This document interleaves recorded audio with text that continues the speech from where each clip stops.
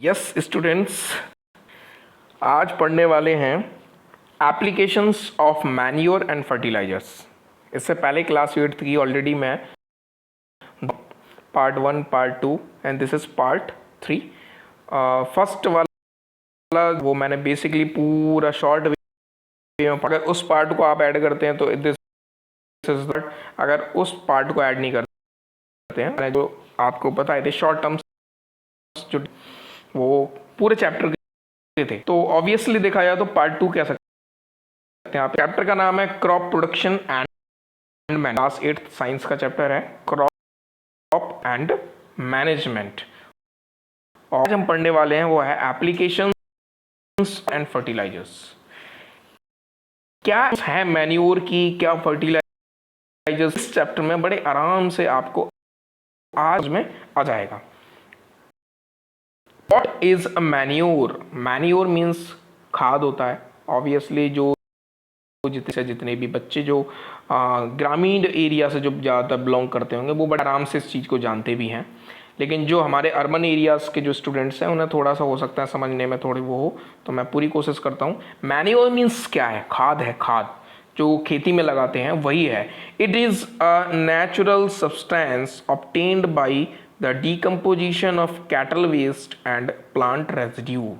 Means एक natural substance होते हैं, कहाँ से ऑब्टेन्ड होंगे? डिकम्पोजिशन किस चीज़ का? कैटल वेस्ट, प्लांट रेजिड्यू, जो प्लांट्स के बचे हुए या प्लांट्स मर जाते हैं या फिर जो उनके बचे हुए रेजिड्यू होता है या कैटल वेस्ट होता है, जितने मवेशी वगैरह मर जाते हैं उनका जो भी वेस्टेज होता है, मरने वाली बॉडीज, ये सॉइल के साथ क्या हो जाता है? डिकम्पोज हो जाता है। अब आप कहेंगे सर डिकम्पोज कैसे होगा? डिकम्पोज कैसे होगा? Air and water. Air and water में कौन प्रेजेंट है? माइक्रो ऑर्गेनिजम्स प्रेजेंट हैं। और जब माइक्रो ऑर्गेनिजम्स किसी के ऊपर जब एक्शन करते हैं तो वो चीज़ को क्या कर देते हैं? डिकम्पोज कर देते हैं। और वो डिकम्पोज किसके साथ हो जाएगा? सॉइल के साथ हो जाएगा। बेसिकली जो मैन्योर है वो 3 टाइप्स के होते हैं: farmer manure, compost, green manure. Compost का नाम बहुत ज़्यादा फेमस है। अभी हाल ही में हमारी इंडियन गवर्नमेंट भी हमारे जो एक एक्टर हैं बॉलीवुड के श्री अमिताभ बच्चन जी, वो भी मैं कंपोस्ट के ऊपर ऐड बना चुके हैं टेलीविज़न पे कि हमें ज़्यादा से ज़्यादा कंपोस्ट बनाना चाहिए। आपने देखा होगा कि वेस्टेज को कलेक्ट करने के लिए जो नगर पालिका की जो क्या कहते हैं गाड़ियाँ आती हैं उनमें साफ लिखा होता है, या जो भी डस्टबिन उस पर लिखा होता है ग्रीन और ब्लू, यानी सूखा कचरा, गीला कचरा। तो उस चीज़ से क्या बनता है? कंपोस्ट बनता है।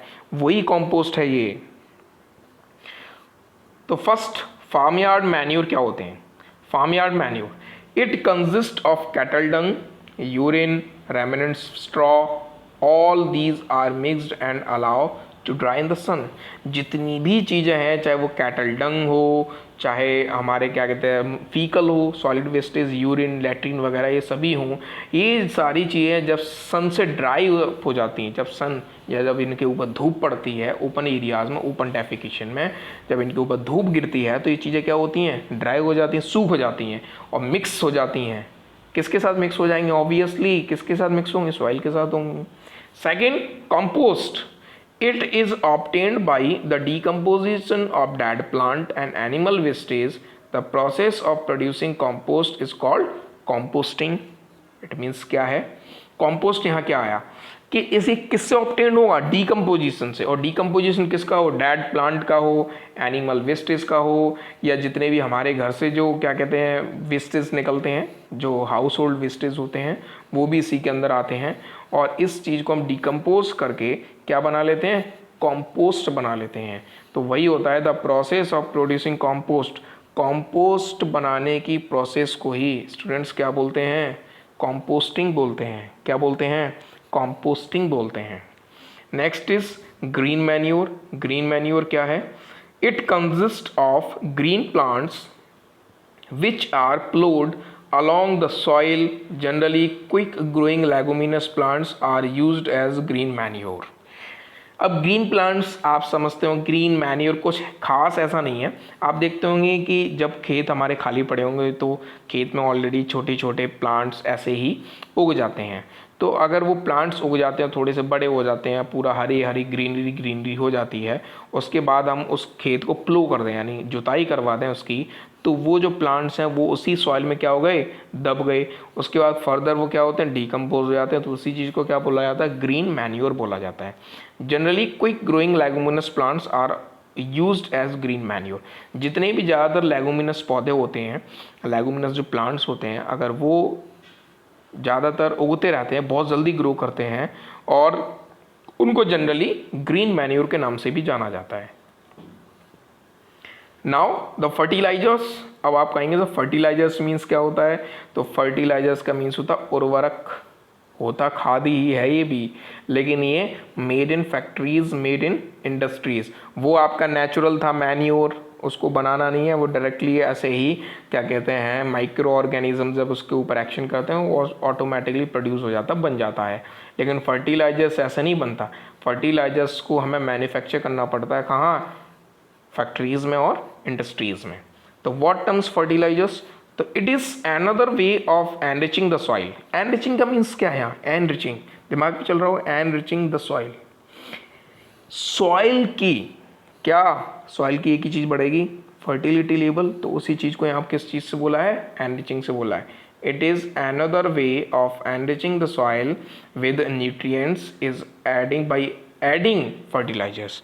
अगर हमें सॉइल की यानी अपनी मिट्टी की उर्वरकता शक्ति को बढ़ाना है तो हमें उसमें क्या ऐड करने पड़ेंगे, न्यूट्रिएंट्स। और वो न्यूट्रिएंट्स कहाँ से मिलेंगे, फर्टिलाइजर्स से मिलेंगे। मिलते मैन्योर से भी हैं, बट मैन्योर इतना ज़्यादा आज मिल नहीं पाता है, लेकिन जितनी ज़्यादा क्या कहते हैं, फर्टिलाइजर इजीली अवेलेबल है, क्योंकि इंडस्ट्रीज़ फैक्ट्रीज़ में बनते रहते हैं, तो इजीली हमारे फार्मर्स भाइयों को ये बड़ी आसानी से डेवलप क्या होते हैं, मिल भी जाते हैं।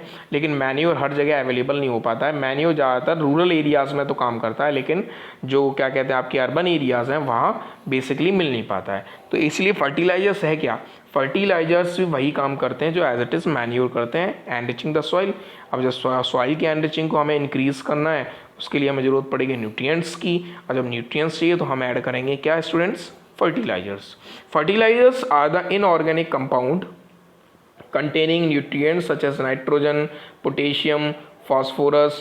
They are made in factories. Some common fertilizers are urea, ammonium sulfate और सुपर फॉस्फेट। ये जनरली जो कॉमन यूज़ फर्टिलाइजर्स हैं उनके मैंने कुछ एग्जांपल आपको बताएं, जैसे यूरिया है, अमोनियम सल्फेट है या सुपर फॉस्फेट है। ये जनरली ऐसे फर्टिलाइजर्स हैं जो कॉमन है, जो काफ़ी ज़्यादा पॉपुलर भी हैं और इनको बहुत ज़्यादा यूटिलाइज यानी यूज़ भी किया जाता है। आपको मालूम हो कि फर्टिलाइजर्स कहाँ बनेंगे, इंडस्ट्रीज़, फैक्ट्रीज़ में बनते हैं। अब जो नेक्स्ट टॉपिक है वो इसी के ऊपर है, हैज़ार्ड्स ऑफ यूजिंग फर्टिलाइजर्स। हम लोग फर्टिलाइजर्स यूज़ तो करते हैं, लेकिन इनके क्या क्या दुष्परिणाम है, क्या लिमिटेशंस हैं। ज़रूरी नहीं है इससे फ़ायदा ही फ़ायदा है, फ़ायदा तो हमें दिख गया भाई कि हमारी क्या कहते हैं सॉइल को एनरिच करता है, न्यूट्रिएंट्स को बढ़ाता है, वो तो ठीक है, इससे आपका बेनिफिट तो हो गया, लेकिन इसके कुछ ना कुछ हैज़ार्ड्स यानी लिमिटेशंस हैं, बहुत ज़्यादा हैं, इसलिए मैंने इसमें डाला भी है, तो वो आप समझने की कोशिश करेंगे। क्या है, the use of fertilisers has brought significant increase in the yield of crops such as wheat, maize and rice.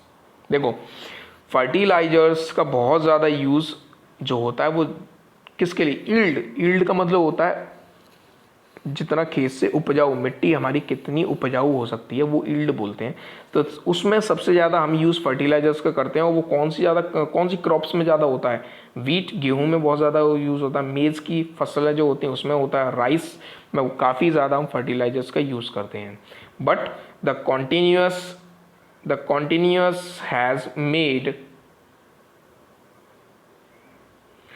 continuous has made soil less fertile and also caused water pollution।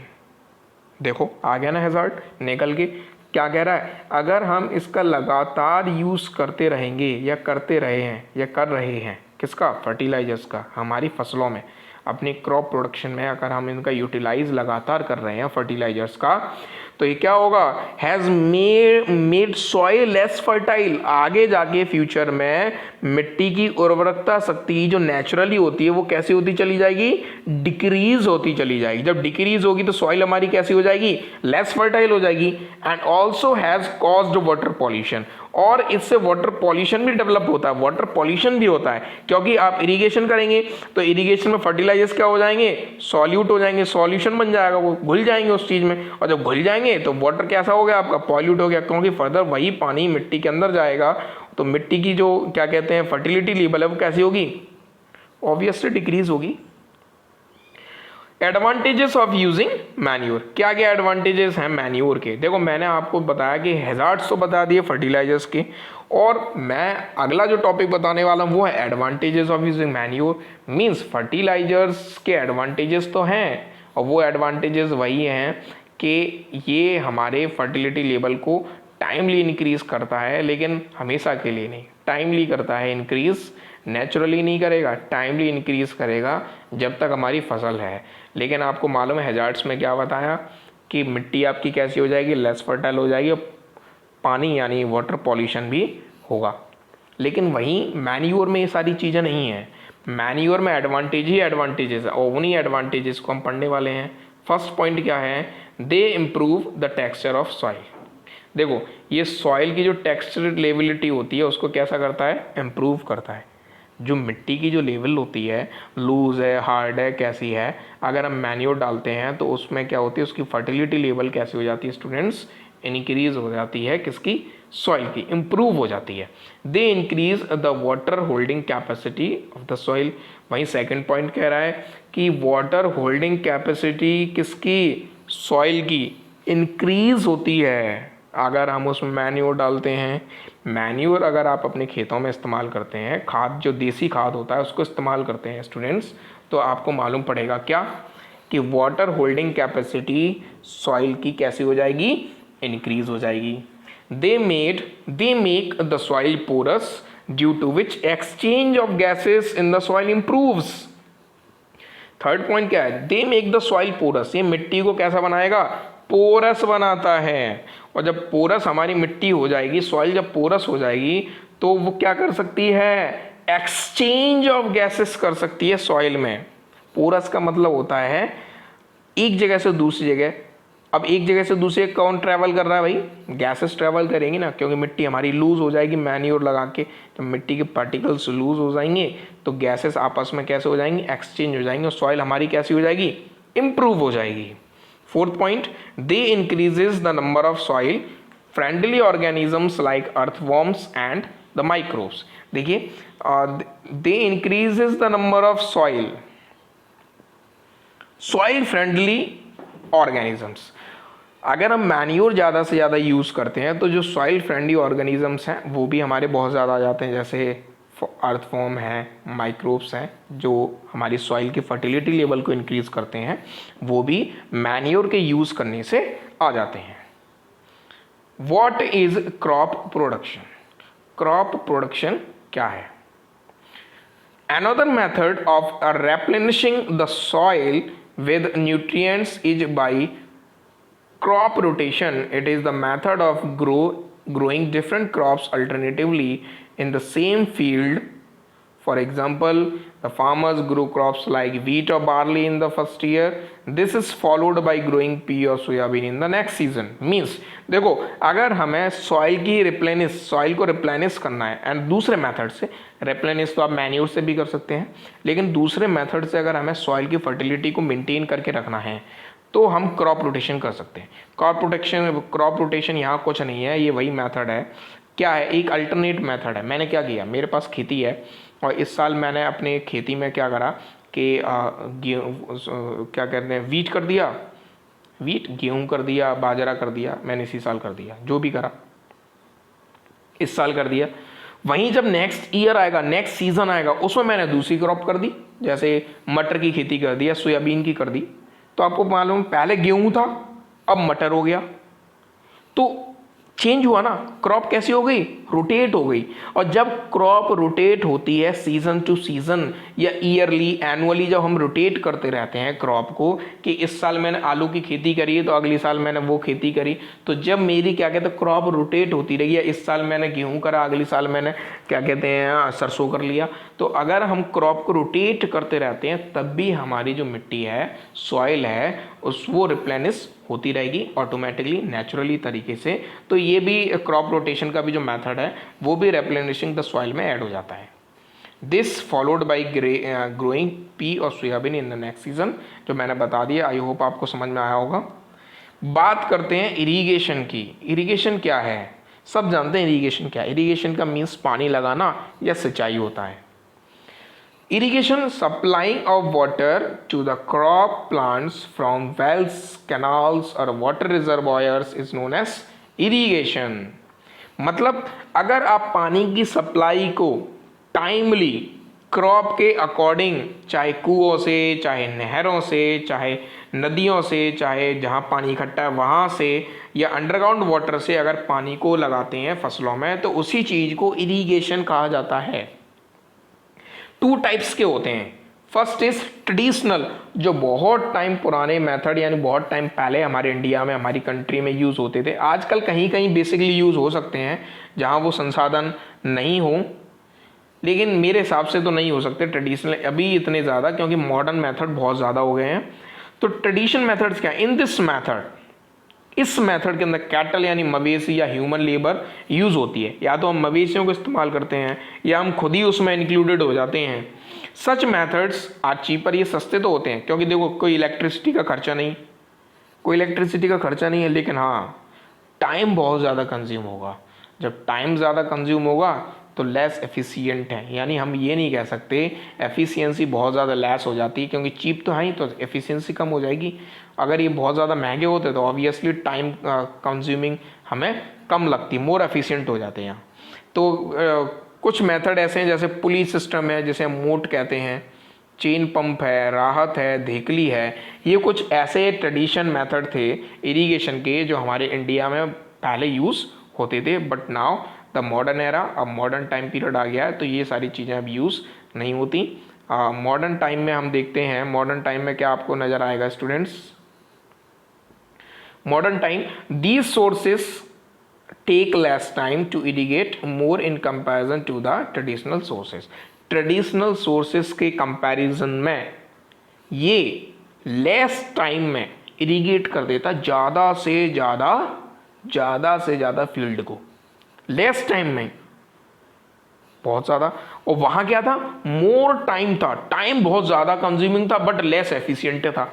तो एक दूसरे के जस्ट अपोजिट हैं। Modern time में क्या होता है कि हम लोग इलेक्ट्रिसिटी के ऊपर टोटली डिपेंड है। इलेक्ट्रिसिटी है तो मॉडर्न इरिगेशन काम करेगा। इलेक्ट्रिसिटी में आप डीजल क्या कहते हैं, इलेक्ट्रिक मोटर ले लीजिए, जो क्या कहते हैं अंडरग्राउंड वाटर के अंदर डिपिंग कर दी जाती है, वहाँ से जिसको हम बोलते हैं जनरली अलग अलग इंडिया के अलग अलग रीजन में अलग अलग नाम से जानते हैं उस चीज़ को, समरसेबल बोल देते हैं। तो समरसेबल डाल दी हमने तो कैसे चलेगी, इलेक्ट्रिसिटी चलेगी। तो उसी चीज़ में दो मेथड ऐसे हैं जो इंडिया में बहुत ज़्यादा फेमस हो रहे हैं। एक है स्प्रिंकलर सिस्टम और सेकंड है ड्रिप सिस्टम। स्प्रिंकलर सिस्टम क्या होता है, sprinkle water from above, sprinkle water from above. Sprinkle में क्या होता है कि ऊपर खेत के ऊपर फव्वारे टाइप, फाउंटेन टाइप से सिंचाई होती है। और ड्रिप में क्या होता है, ड्रॉप बाय ड्रॉप इरिगेशन होता है। ड्रॉप बाय ड्रॉप यानी ड्रॉप ड्रॉप ड्रॉप यानी बूंदे बूंदे बूंदे करके क्या कहते हैं सिंचाई होती रहती है। अब इससे इन दोनों मेथड से बहुत ज़्यादा बेनिफिट है। देखो बेनिफिट क्या है, एक तो पानी की बचत है, दूसरा जब पानी की बचत तो इलेक्ट्रिसिटी की बचत है। तो हम अपनी एनर्जी को क्या कर रहे हैं, सेव कर रहे हैं। वाटर एनर्जी भी सेव कर रहे हैं, वाटर एनर्जी भी सेव हो रही है हमारी। जो वाटर क्या है हमारा, जो एक हमारे क्या कहते हैं जो संसाधन है, जो वाटर है, जो इंडिया में आजकल बहुत ज़्यादा कमी भी हो रही है बहुत रीजन में, तो वो भी हमारा बच रहा है ना। और दूसरी तरफ हमारी इलेक्ट्रिसिटी भी सेव हो रही है। तो दोनों ही चीज़ हमारी जब बच रही हैं किस दो मेथड से, कौन से मेथड है, एक स्प्रिंकलर सिस्टम है और दूसरा ड्रिप सिस्टम है। देखो नीचे मैंने इसमें फोटोग्राफ भी ऐड किए हैं, आपको समझ में आ जाएंगे। ये देखिए फर्स्ट जो मैंने ट्रेडिशनल मेथड आपको बताया था, देखो वो देखो पुली सिस्टम, पुली सिस्टम कैसे यूज़ होता था आप देख सकते हैं स्क्रीन पे। सेकंड मोट है, मोट देखो कैसे यूज़ हो रहा है कि एक किसान है कुएं में से खुद पानी निकाल के बाल्टी से और फिर उसे वहीं से डाल रहा है, तो वहाँ से होते वो पानी कहाँ चला जाएगा, खेत में चला जाएगा जो भी उसने फसल कर रखी है। तीसरा देख सकते हैं चेन पंप है, चेन खींच के पंप चलती है उससे पानी आता है। फिर देख सकते हैं आप राहत कैसे है, राहत में आप देख रहे होंगे कि हमने बैल लगा रखे हैं तो बैल उसके चारों तरफ घूम रहे हैं, पानी आ रहा है। फिर देखें पर्शियन व्हील, ठीक है सॉरी, देखते होंगे ये क्या है, एक कुएं में हमने बकेट साइज लगा दिया, वो घूमता रहता है और पानी बाहर आता जाता है। फिर उसके बाद एक ढेकली सिस्टम भी है, जो भी ये सभी ट्रेडिशन मेथड थे, क्योंकि ट्रेडिशन मेथड आप इस चीज़ों में ज़्यादातर देख सकते हैं कि इनमें कुओं का यूज़ हो रहा है, कितने कुओं का, यानी वेल का यूज़ हो रहा है। और आजकल कुओं में पानी है नहीं, कुओं में पानी सूख चुका है, यानी अंडरग्राउंड वाटर का जो लेवल है वो डिक्रीज़ होता जा रहा है। तो जब डिक्रीज़ होता जा रहा है स्टूडेंट्स, बहुत बड़ी प्रॉब्लम है ये, जब डिक्रीज़ होता जा रहा है तो ट्रेडिशन मेथड फिर काम कहाँ से करेंगे, तो इसीलिए हमने उस मेथड को चेंज कर दिया। नाउ द मॉडर्न एरा, और मॉडर्न एरा में क्या आ गए हमारे, मॉडर्न एरा में क्या आ गए, मॉडर्न टेक्निक आ गई। अब देखो मॉडर्न टेक्निक क्या है, मॉडर्न टेक्निक्स ऑफ इरिगेशन। देखो जो मैंने आपको स्प्रिंकलर सिस्टम बताया था वो मैंने देखो यहाँ इसका डायग्राम भी दिया है, स्प्रिंकलर फ्रॉम अबव। इसमें आप देख सकते हैं कि एक मोटर जो पानी आ रहा है तो हमने क्या करा है, इस पाइप्स के थ्रू ऊपर, इन पाइप्स के थ्रू क्या कर रखा है, एक फाउंटेन बना के, फाउंटेन में से ऐसे ऐसे ऐसे ऐसे पानी निकलेगा और खेती में सिंचाई होती रहेगी। वहीं आप सेकंड डायग्राम में देख सकते हैं कि मैंने इसमें डायग्राम में क्या दिखा रहा है कि एक खेत के अंदर यानी खेत में फील्ड में हमने पाइपलाइन बिछा दी है। देखो जब पाइपलाइन बिछा दी हैं तो उनमें छोटे छोटे होल्स कर दिए हैं, और जो छोटे छोटे होल्स में से क्या निकलता रहेगा, पानी निकलता रहेगा। उसी को हमने बोला है drop by drop irrigation in the roots.